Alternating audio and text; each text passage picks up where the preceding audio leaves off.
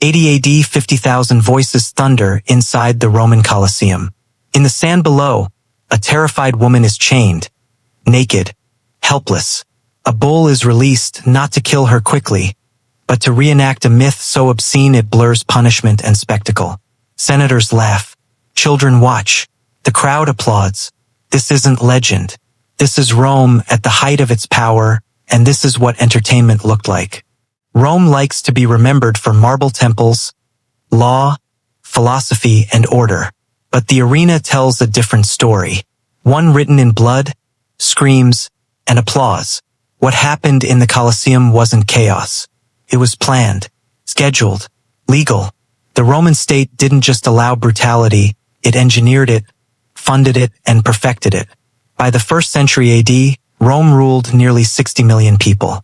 From Britain to Syria, every major city shared one feature, an arena. More than 250 amphitheaters dotted the empire, each one a machine built for public death. The Colosseum was the largest of them all, holding 50,000 spectators, packed so tightly that the roar of the crowd became a physical force. Games were held constantly, sometimes daily. This wasn't an occasional festival. It was routine.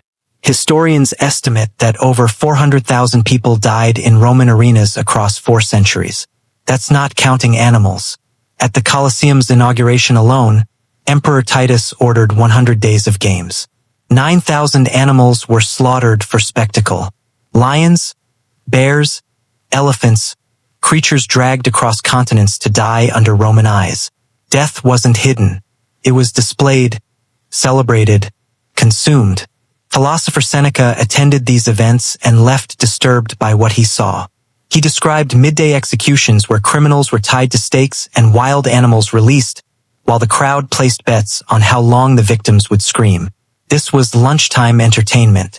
Seneca admitted that after watching, he returned home more cruel, more greedy, more inhuman. The arena didn't just kill bodies. It reshaped minds. That was the purpose. The arena taught obedience through pleasure. Watch what happens to enemies of Rome. Cheer as they die. Feel joy in their suffering. By applauding, the crowd became complicit. Fear was no longer imposed by force alone. It was internalized. Rome didn't need to threaten its citizens when it trained them to enjoy the threat. This system consumed enormous resources. According to Cassius Dio, Rome spent more on games than on roads, schools, or public health. Supply chains moved animals from Africa, prisoners from conquered lands, criminals from across the empire. Everything was cataloged, budgeted, timetabled, death delivered like a service to a population addicted to violence. What you're about to hear isn't rumor or exaggeration. Roman writers documented it themselves. Poets, historians, philosophers, they described spectacles so extreme that modern retellings soften them or ignore them entirely. Because if you confront what the arena truly was, the Colosseum stops being a monument to greatness and becomes something else entirely. To understand how Rome reached this point, you have to go back to the beginning. Before emperors, before gladiator schools, before stone amphitheaters. It started with a funeral, a marketplace, and blood spilled as a duty to the dead. The first gladiatorial deaths didn't happen for fun. They happened out of obligation. In 264 BC, 3 Roman brothers held a funeral for their father in the Forum Boarium, a cattle market thick with smoke and the stench of animals. Instead of prayers, they offered blood. They forced 3 pairs of enslaved men to fight to the death beside the corpse.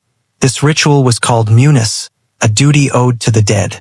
The belief came from Rome's enemies, the Campanians and Samnites, who thought restless spirits needed blood to find peace. Rome took that idea and transformed it. What began as ritual quickly became display. A funeral with violence showed wealth. A funeral with spectacular violence showed power. Roman elites realized that blood drew crowds, and crowds could be controlled. By the 3rd century BC, politicians were sponsoring these fights not to honor the dead, but to win elections. The Senate called it tradition. The people understood it was politics. Even the fighter's armor carried meaning. Early gladiators wore gear modeled after defeated enemies. Samnite helmets, Thracian shields, Every bout replayed Rome's victories in flesh. When a man fell, it wasn't just death. It was a reminder. Rome conquers. Rome dominates. Rome decides who lives and who dies. Temporary wooden stands became permanent stone amphitheaters. The message carved into every tier was the same. Rome commands men, armies, nature, and death itself. As arenas spread across the empire, the spectacles escalated. Ordinary death wasn't enough anymore. Rome wanted something rarer, something exotic. Animals became the next victims. Lions from North Africa, leopards from the Caucasus, crocodiles from the Nile, even giraffes, dragged across deserts and seas for a single appearance. Romans called these events hunts, but there was no hunting involved. Animals were starved, weakened, and released into the arena to be slaughtered in front of cheering crowds. Nature itself was put on trial and executed. Julius Caesar set the tone in 46 BC when he displayed the first giraffe ever seen in Rome. The crowd didn't know what to call it. They named it a camel leopard and then watched as it was killed. The message was unmistakable. If Rome could capture the strangest creatures on earth, it could conquer anything. The slaughter reached industrial levels. At the Colosseum's opening, more than 9,000 animals died in a single festival. Archaeologists later found bones marked by deliberate starvation. Lions and bears were weakened beforehand to guarantee fast, bloody kills. Behind the scenes, logistics were merciless. Caravans hauled cages across deserts. Ships transported living cargo down the Nile and across the Mediterranean. Handlers died delivering trophies to a city that demanded fresh blood every day. Pliny the Elder warned that entire species were vanishing from their homelands. Lions, leopards, elephants pushed toward extinction for spectacle. The arena wasn't just killing people. It was devastating ecosystems. But even that wasn't enough. Rome wanted suspense, imbalance, matches designed not for fairness, but for suffering. Prisoners were dressed as clowns, handed wooden weapons, and thrown against trained killers. The crowd laughed as the doomed stumbled and died. Execution disguised as sport. Armor became a tool of torment. Some helmets narrowed vision until fighters were nearly blind. Others were so heavy that lifting one's head caused agony. Nets, tridents, curved swords, every pairing engineered for tension rather than skill. Sometimes one man faced many.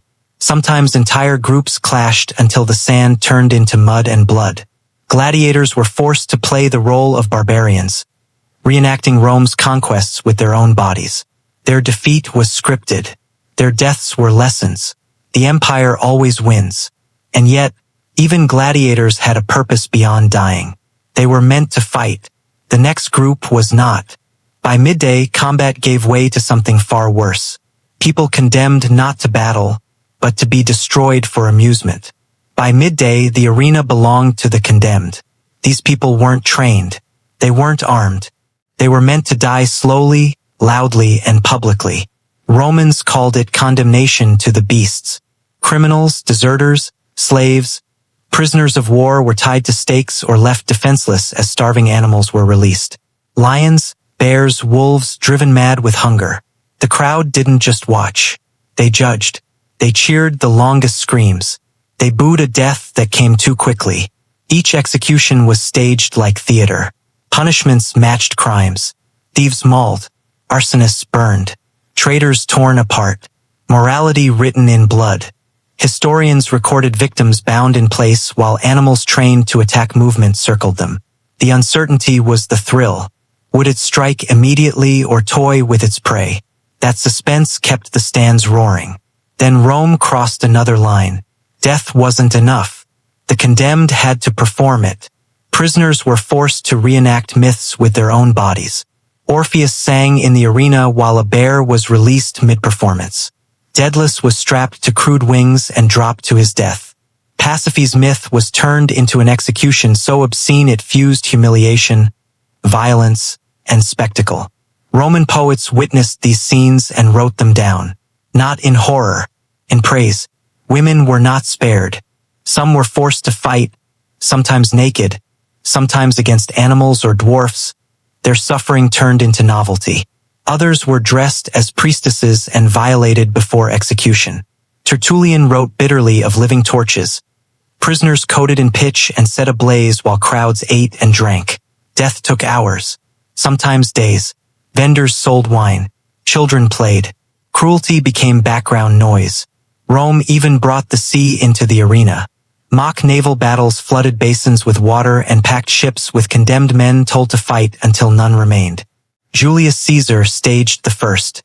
Augustus expanded it with custom aqueducts. Claudius drained entire lakes for spectacle. When the captives saluted him, "Those about to die salute you," history captured a line that still chills. Engineering served cruelty. The arena never stopped innovating. As the empire aged, excess replaced restraint. Emperors entered the arena themselves. Commodus dressed as Hercules and slaughtered animals crippled beforehand. He fought gladiators with every advantage rigged. Losing was impossible. Applause was mandatory. Each performance drained the treasury, but power demanded spectacle. Christians who refused to renounce their faith were fed to beasts, burned, crucified. Their deaths turned into public relations campaigns against dissent. These weren't executions. They were warnings, messages carved into flesh. Over centuries, the cost was staggering. Fortunes vanished. Species disappeared. Citizens who once valued discipline came to demand bread and circuses. Seneca warned that violence seeped beyond the arena, poisoning daily life. A society trained to enjoy suffering could not remain humane. By the 5th century, the crowds faded. Funds dried up. The arenas fell silent. The Colosseum stood hollow, its sand empty, its roars gone. Rome's power cracked under its own applause. The lesson etched into those stones is simple and brutal. When entertainment teaches people to cheer pain, control feels eternal. Until it isn't. Today, the ruins still stand. Easy to admire, harder to remember why they were built. Rome's arenas weren't about sport. They were about shaping minds, rewarding obedience, and turning cruelty into culture. History's warning echoes through the stone. A civilization that glorifies violence eventually collapses beneath it.